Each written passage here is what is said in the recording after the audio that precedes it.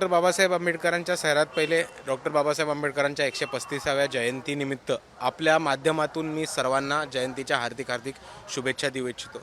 आणि आपल्या सर्वांना माहिती असेल की राजगृह असेल किंवा चैत्यभूमी असेल, इथे मोठ्या प्रमाणामध्ये भीमानुयायी खूप मोठ्या संख्येने येतात.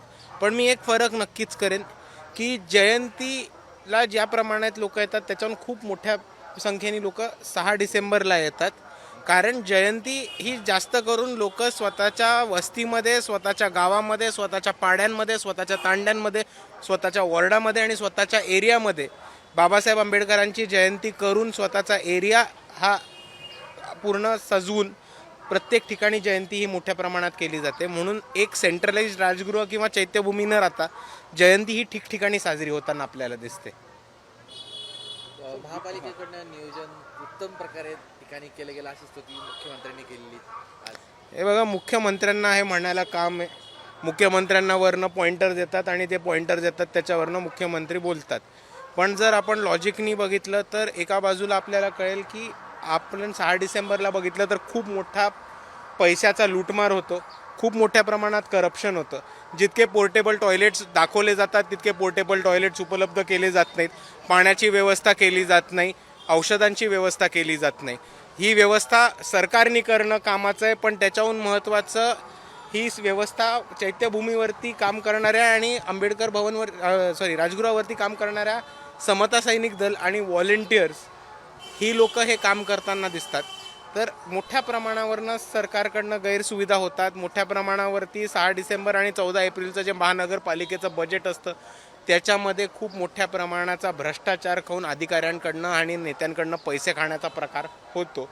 मागच्याच 6 डिसेंबरला वंचित बहुजन आघाडीचे स्वप्नील जवाळगेकर म्हणून आहेत मुंबईचे, त्यांनी ते सगळं प्रकरण उघडकीस आणलं होतं आणि या अधिकाऱ्यांना तोंडगाशी पाडण्याचं काम मागच्याच 6 डिसेंबरला केलं होतं. आणि ह्या 14 एप्रिलला पण पुढच्या 2 दिवसामध्ये आपल्याला भ्रष्टाचार कसा होतो याचे रिपोर्ट्स येताना दिसतीलच. जयंती निमित्त जे बाबासाहेबांचे फोटो आहे त्याला AI मध्ये आपण त्याला विरोध दर्शवलेला, काय सांगाल त्याच्यामध्ये? माझं नुसतं एवढंच म्हणणं आहे की बाबासाहेबांचे जे जुने फोटो आहेत ते खूप आपल्याकडे अवेलेबल आहेत, वेगवेगळ्या रूपामध्ये, वेगवेगळ्या अवतारांमध्ये, वेगवेगळ्या फॉर्मॅटमध्ये. म्हणजे कुठेतरी बसलेले, कुठेतरी उभे असताना, भाषण करताना, लोकांशी संभाषण करताना. आणि त्या प्रत्येक फोटोमध्ये बाबासाहेब आंबेडकरांचा रुबाब जो आहे तो प्रत्येक फोटोमध्ये तसाच दिसून येतो. मग एवढे फोटो असताना आपल्याला AI वापरायचा अट्टहास का, हा एक माझा पहिला प्रश्न येतो. दुसऱ्या ठिकाणी आपल्याला दिसतं की भाजपकडनं बाबासाहेबांचा विचार पुसण्याचा प्रकार चालू जातो आणि वेगळे विचार उभे करण्याचा प्रकार येतो. त्याच पद्धतीने समाजवादी, डावे, काँग्रेस हे बाबासाहेबांना त्यांच्या पद्धतीने मांडायचा प्रयत्न करतात.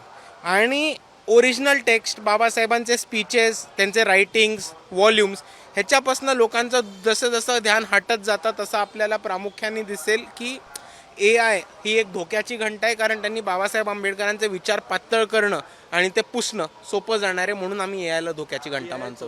जे कलाकार आहेत AI मुळे त्यांना मोठा धोका निर्माण होतो का, काय सांगाल? हो, कारण आपण चळवळीचे कलाकार बघितले तर जलसाकार, गायक, तसेच आपण चित्रकार किंवा कार्टुनिस्ट जर आपण बघितले तर 14 एप्रिलला जयंतीचे कार्यक्रम घेऊन किंवा वेगवेगळे आर्टवर्क करून हे त्यांचा पैसे कमवण्याचं साधन होता. आणि पैसे कमवण्याच्या साधनाच्या पुढे ही त्यांची कला होती. पण जर तुम्ही AI वापरून त्यांची कला मारत असाल आणि त्यांच्या पोटावर पाय ठेवत असाल तर तो आंबेडकरवादी कलाकारांसाठी पण एक मोठा धोका आहे. सध्या युद्ध सुरू आहे, जागतिक युद्ध सुरू आहे, ज्या पद्धतीने इराण आणि आपण बघितलं इस्रायल वगैरे, अमेरिका पण त्याच्यात इन्व्हॉल्ड आहे. खरोखर भारतामध्ये येत्या काळामध्ये लॉकडाऊन होण्याची शक्यता वाटते तुम्हाला?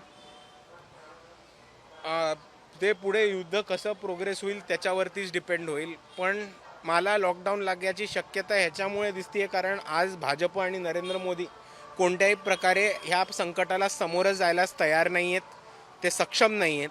आणि त्यांच्या असक्षमपणामुळे किंमत ही भारताच्या नागरिकांना मोजायला लागेल ही भीती वाटते. कारण की हातावरती जे छोटे म्हणजे टपऱ्या हॉटेल्स असतात छोटे, ते बंद झाले आणि ग्रामीण भागात सुद्धा अर्थव्यवस्था ढासळायला लागली. कारण दुकानदारी बंद झाली, म्हणजे आपण चहाच्या टपऱ्या देखील बंद पडल्या कारण गॅस मिळत नसल्यामुळे अनेक अडचणीला सामोरं LPGची टंचाई ही नागरिकांना खूप मोठ्या प्रमाणामध्ये त्रासदायक ठरते.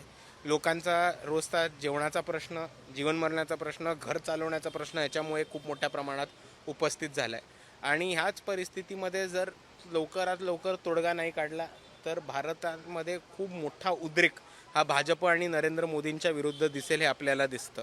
आणि दुसऱ्या बाजूला एक आपण सर्वांनी गोष्ट समजून घेतली पाहिजे होती की नरेंद्र मोदींचं नाव एप्स्टीन फाईलमध्ये होतं, म्हणून ते नेथन्याहूला भेटायला इस्रायलला गेले आणि नेथन्याहूसाठी त्यांनी बीचवरती डान्स केला असं त्या एप्स्टीन फाईल्समध्ये नमूद केलेलं आहे. आता जर नरेंद्र मोदींनी मुजरा करायला नेथन्याहूच्या समोर गेलेच नसते आणि इस्रायल आणि अमेरिकेच्या बाजूनी उभे राहिले नसते तर इराणला आपली एकही गोष्टी पाडवायचं काहीच काम नव्हतं.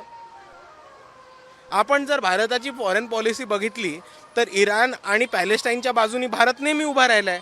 अटल बिहारी वाजपेयी भाजपचे प्रधानमंत्री हे पॅलेस्टीनला जाऊन आलेले आहेत, हे आपण इतिहासामध्ये का विसरतोय? तर नरेंद्र मोदींना जर गुलामगिरी करायची नसती इस्रायलची आणि नेथन्याहूची तर आज भारतावरती ही परिस्थिती आली नसती आणि भारतीयांच्या नागरिकांच्या घरचा LPG बंद नसता झाला. हे लोकांनी आज समजून घेण्याची गरज आहे.